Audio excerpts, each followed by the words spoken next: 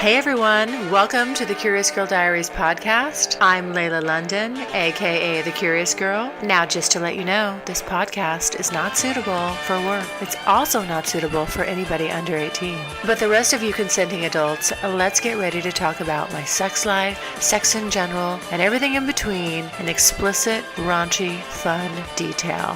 All right, here we go. This guy really kind of set the pace for me for knowing what kind of true passion was because, man, we were so hot for each other. It's like the kind of stuff like you feel it when you breathe. And then my wrists get cuffed to the ankle cuffs and I'm just totally can't do anything. Damn, that was fun. I mean, hello everyone. Well, it is about 10:30 in the evening for me and I just came across the funniest thing. I've been cleaning out my closet because I'm having a safe installed in it. And I find, what do I find? I find my old journals from like high school through my 20s. No shit. So of course I get sidetracked and I start reading this crap. Well, oh my gosh, it's hilarious. So I think this is actually, I just very quickly, I didn't want to get too much into it, but I found a couple things that I'm going to actually read. This is like from me. This is the young curious girl. The curious girl before she was the curious girl. I don't know what I was back then. I was the 20-year-old young, wild, crazy, wasn't always playing with a full deck girl, but it's so funny to read some of this shit. I'll have to preface some of it, but so this first one I'm going to read, this is just from a guy that I dated from 18 to like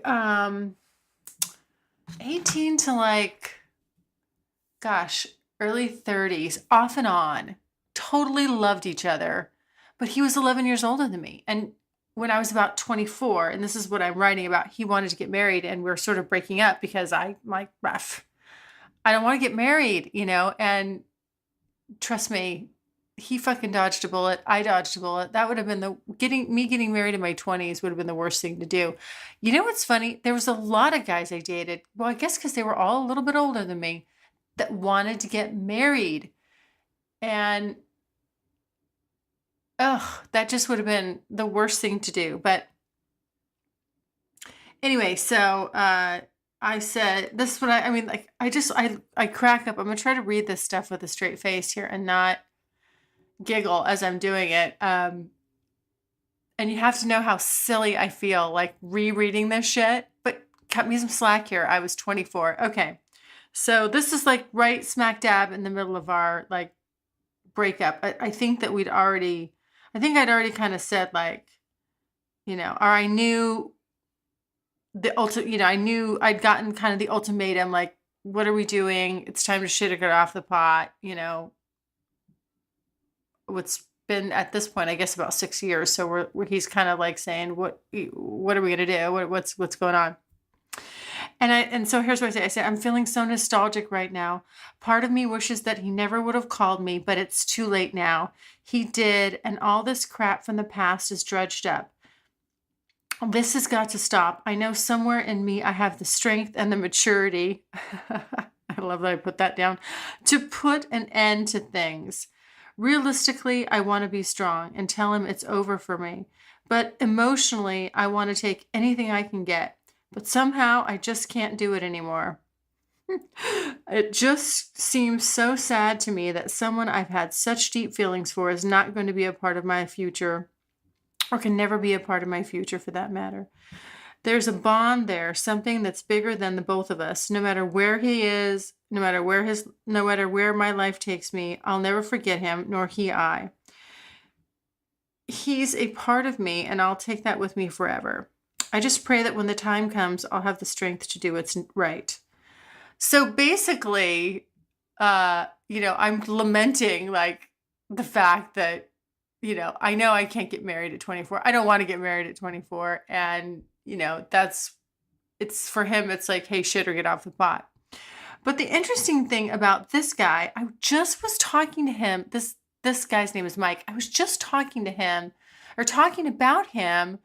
I don't know, last week uh, with Cowboy N, and I said, you know, we just had this off and on thing, and I was just telling him all about it, and the interesting thing is, he and I, Mike and I, stayed very close for a lot. We went on, I mean, this wasn't the end at 24. We dragged it, off and on and off and on for quite a while. But at any rate, we're still to this day friends. And this guy really kind of set the pace for me for knowing what kind of true passion was, because man, we were so hot for each other. It's like the kind of stuff, like, you feel it when you breathe. You just can't, like, the energy is palpable. And and my experience with him has always been, he's one of those guys that kind of taught me about, that the how I met and the how I measured the chemistry and what's going on. And I can tell by how, just if I'm having that Mike feeling, like, I'm like, oh, like, yep, this could be dangerous. This could be real interesting. So that's what I think. That's kind of that's the point this guy ended up serving, like, in my life. And I remember when he used to say to me things like, you're so young, you've got so much living to do. It used to piss me off. I fucking hated it. I didn't like anybody telling me, anything, because I thought I knew it all. But he was right. I mean, I did have a lot of living to do. Thank God. At least I had, I knew what was right for me and wrong for me. And I didn't always handle things the best. And probably to this day, always still don't. I think hopefully I do better than I did back then. But man, I mean, I'm sure like everybody's got like those great loves out there that they just, they'll never forget. He's one of those people. And like I said, we're still good friends and in touch to this day. It's so interesting. How that just kind of, stayed together and moved along. And man, the sex, woohoo, we used to have. Oh, that was hard giving that up. I'll tell you that.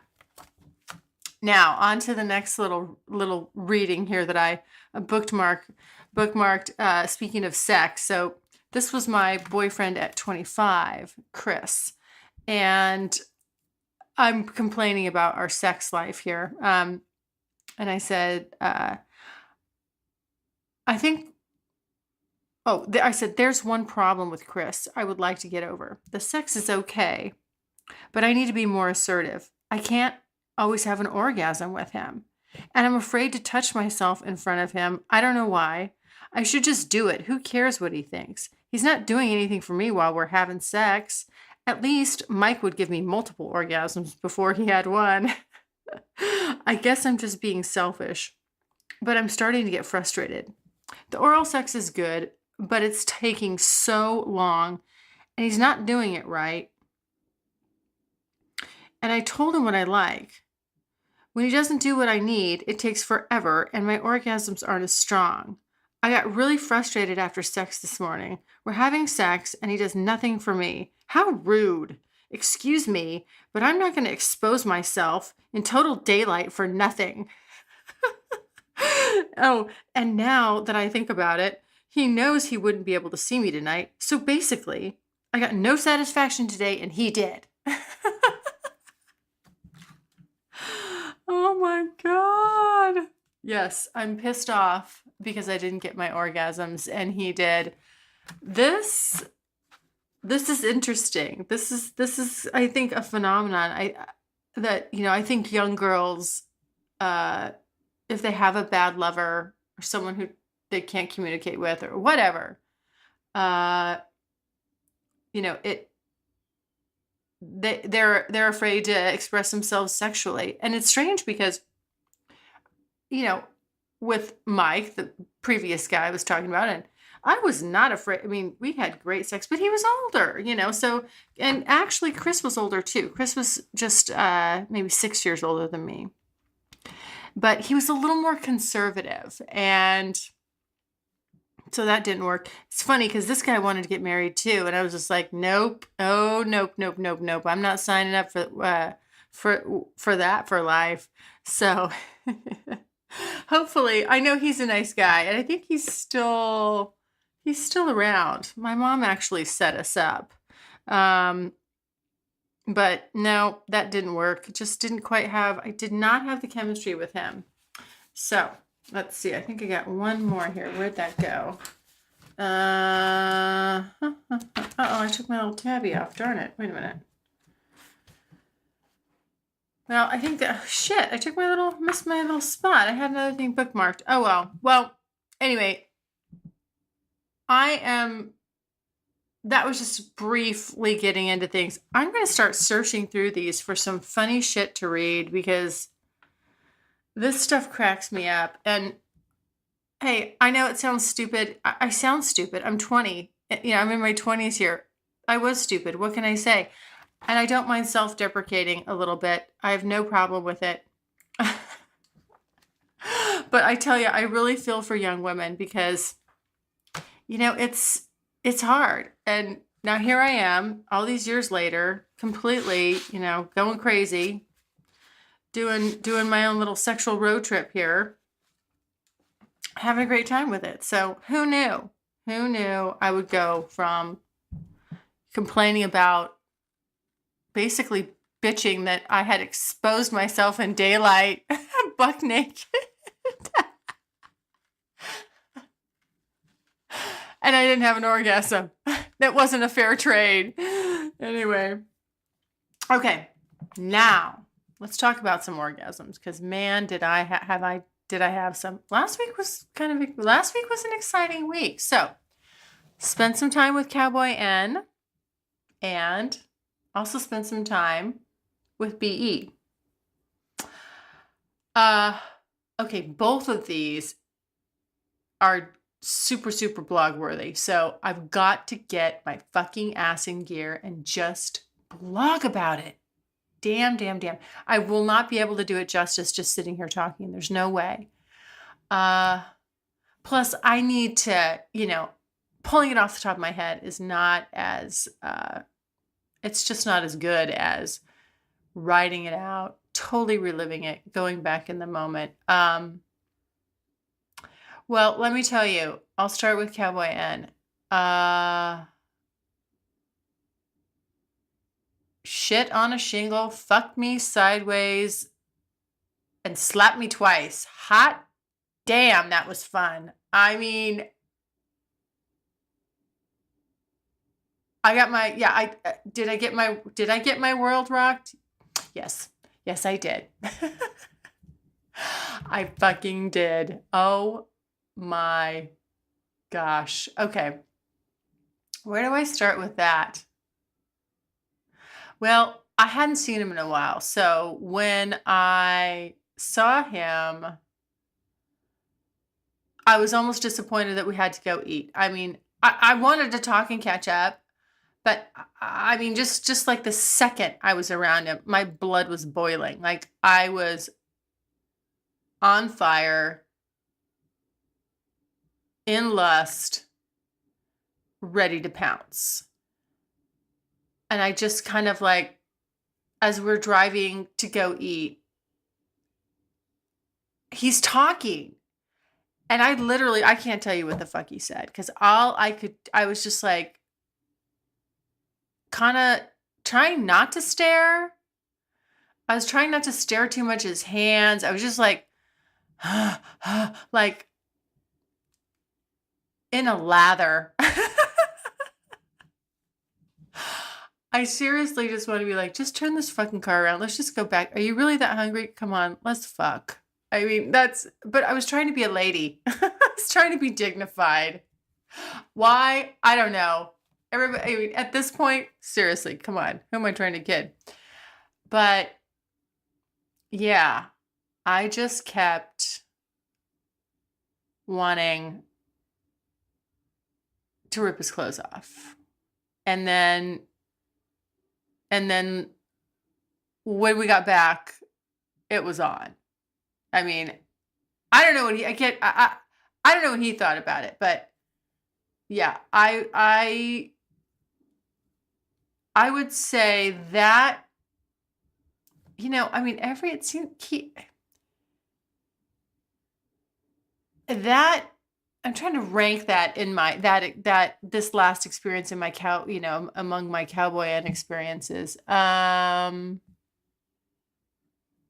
Pretty fucking good. Let me see. I'm gonna have to give that some thought, but it was right up there. I don't know that I've ever. I'm trying to think if I've ever had a bad experience. No. I mean, we've had some interesting moments because our conversations can get testy because we push each other's buttons.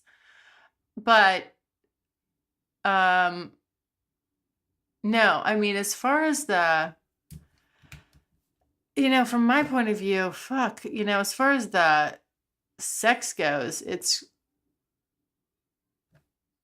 for me, it's good every time. I don't know. Like I said, I cannot speak for him. I've never said, hey, could you rank me or rate me? I don't know. But yeah, I had a lot of fun. And again, like I said, I am fired up about it. I'm going to blog about it. I'm not bullshitting around anymore. I'm going to get that done because it was really good. And it deserves, it's like, it needs its moment of appreciation. It deserves the words to come pouring out of me. And it's funny because sometimes I can't get myself motivated to want to blog about stuff. This time, oh yeah, fuck yeah, I do. Yes. And let's see now. Again, he and I had planned to do sex shows, or not sex shows, but yeah, I guess sex shows, where people are running around and you can have sex or check other people out. Sex parties, actually. I shouldn't say sex show. So this was our second attempt. And so we were going to go out to dinner and then go to the sex party. I guess there's there's kind of like a dress code. You're supposed to look dressed a certain way. So we are dressed up, we're dressed up. I have like a short, fitted black dress on and heels. And, he's just looking so handsome and dapper and and he looked damn good. That guy can dress. He looks good. He looks good in and out of his clothes. So we're going out. We go out to sushi and we're sitting there and we just love to just talk about everything, all of our little sex plans, everything we're going to do. But it's funny because, if you saw us out together, you would think they're boyfriend or girlfriend. I mean, we're very touchy and, lovey and hand holding and eye contact, a lot of kissing. And I'm sure everybody that looks at us is like going, okay, those two are going to go fuck. Those two are going to fuck each other's brains out tonight. I mean, that's the kind of, when you see people like that, I mean, it's not like we're not fondling or anything like that, but that's kind of that's the vibe. And I love that. I mean, I am totally that way. I like that. I mean, and it's funny. That's why I call him BE. This is the boyfriend experience. But I'm affectionate. I like to be that way. So he's really a great outlet for that because that's that's kind of his natural way of being. And it's kind of mine too. It's very comfortable for me to be that way with somebody. And and I enjoy it. So at any rate, we're, out to dinner and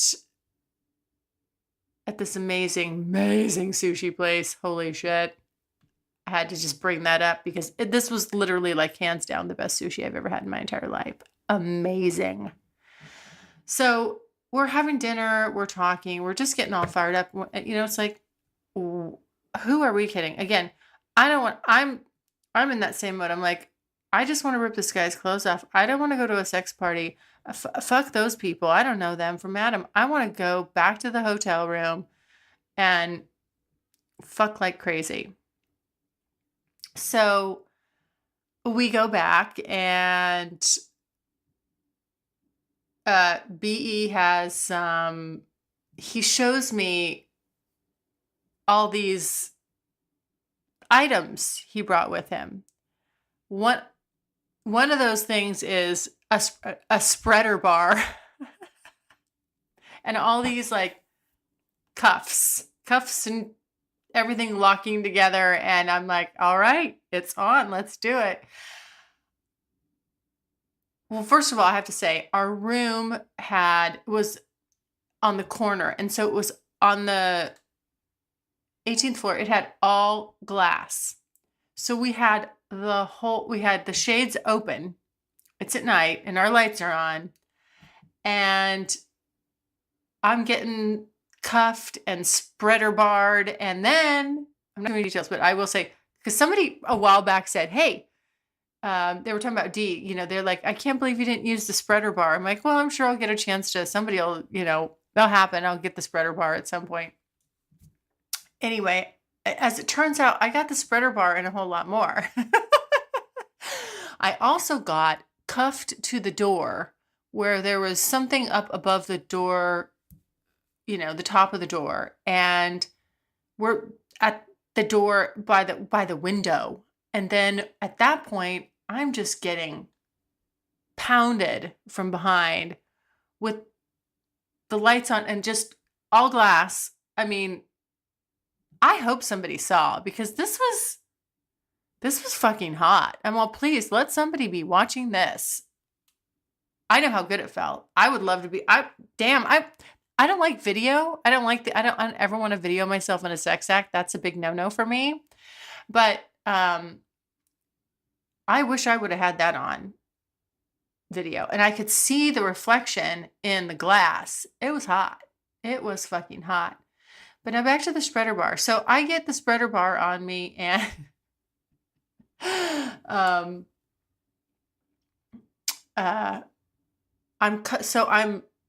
on my knees with the spreader bar, ass up, head down, and then I get cuffed to my ankle cuffs. My wrists get cuffed to the ankle cuffs. And I'm just totally can't do anything. Well, and then the rest of the details I will leave for my lovely, blog that I'm definitely going to write. But yeah, that was quite a fun-filled week. Yes, I have to say. And thank goodness BE's in Budapest this week because I need a little break. Cowboy N's back out of town. Who knows when he'll be back? BE's in Budapest. And I'm like, thank you, God. I need a break. Yes, I need a break. When you do that stuff, you're up late. I mean, my body feels that the next day because I'm spread and contorted and I'll feel stuff. I feel it in my hips the next day. Yeah.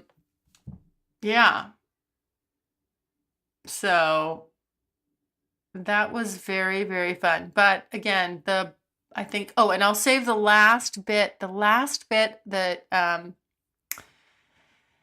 that are little, like, what kind of my personal highlight on the BE encounter. It involves come again, but it's not quite the same ending as before, as I've mentioned before on the previous podcast, with what he did that really just like kind of sent me. So, yeah, quite an interesting week this past week, coming across my little diaries from, oh my God, high school. Now, that high school shit, I have to get into that. And I'll bookmark it. That'll be funny. That'll be some funny shit. Talking about, I don't even know what I was saying at that point. But it's just got to be ridiculously funny, because what else are you saying when you're like late teens, early 20s? I mean, it's got to be some real petty, ridiculous stuff. So there we go. Stay tuned and check the blog, because I'm going to get on that. Seriously, I feel inspired. I'm inspired. I'm inspired to write, and and I really feel, I think, honestly, I think that, Cowboy N really, really spurred that in me. I'm like, I can't just talk about him. He's not, it doesn't do him justice, like, he really does need to be written about. He really does. He deserves it. He deserves being written about. So I will write about him, and I will do my best. Even though I'm not a good writer, I always preface it with that. I know my writing skills aren't that great. However, he's just kind of one of those unique kind of guys that I don't think it comes across the same when I talk about him than when I write about him.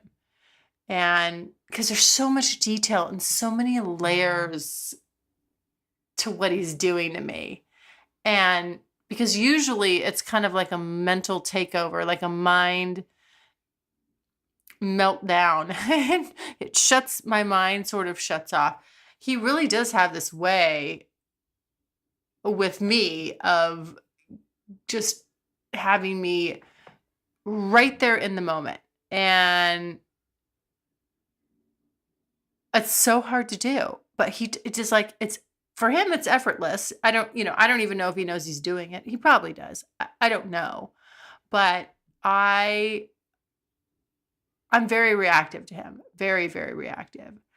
And it's fucking hot as hell to me. I mean, and cool to get sent to that place and be able to experience that, because really before I met him, I don't know that I mean, I certainly have had times like that, but he's consistent with it. I mean, he could, I've had where, you have some, what you call mind-blowing sex, right?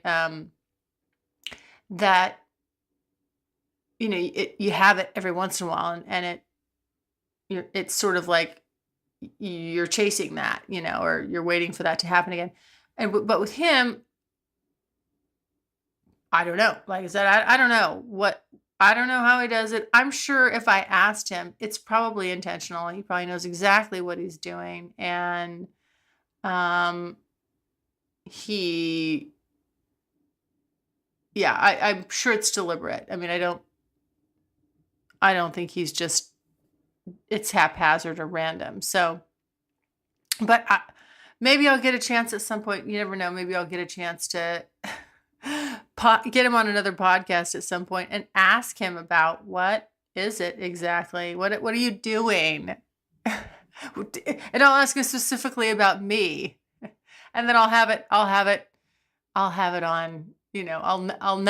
know for sure, because then I can not just ask him and listen for one time. I'll have it on, on tape, so I can listen to it again and be like, yeah, that's right. All right. Well, there you go. Like I said, started to say before I started to ramble again, check the blog. I'm going to be putting up.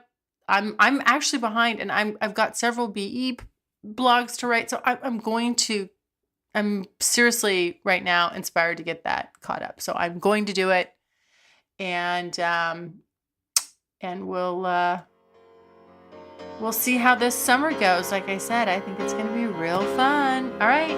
Take care, everyone. Thanks so much for listening. And if you like what you hear, refer me to a friend. And make sure you're following me on social media.